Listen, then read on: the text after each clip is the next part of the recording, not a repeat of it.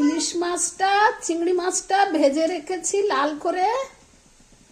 এখন কড়াই যে তেলটা ছিল ওতে পেঁয়াজ দিলাম, করে ভাজা হয়ে গেছে। একটুখানি আদা বাটা আর রসুন বাটা দিলাম।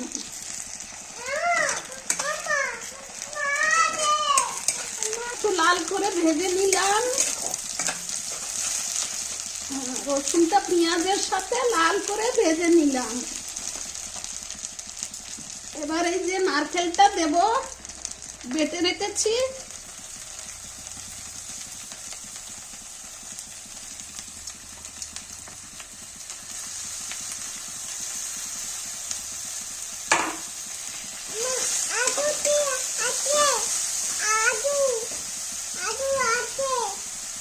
লবণ দিলাম,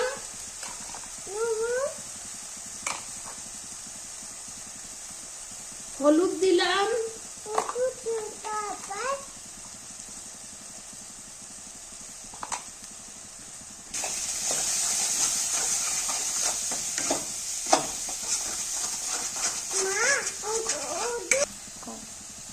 একটু দই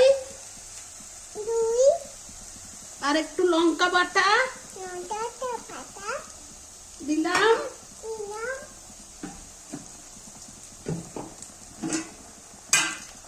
বেশিক্ষণ ফোটাবো না, এবার জল দেব, কেন কি দই আবার ফেটে যেতে পারে।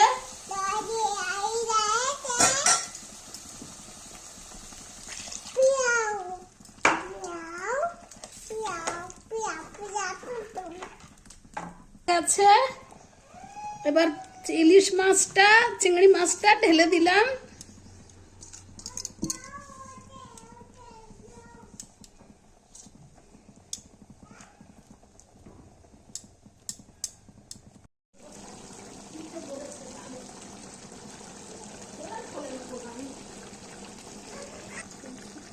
দশ মিনিট বাদে এটা হয়ে গেছে।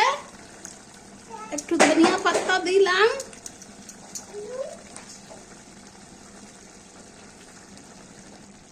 ধনিয়া পাতা দিয়ে দিয়েছি। এটা হয়ে গেছে, নামিয়ে দেব।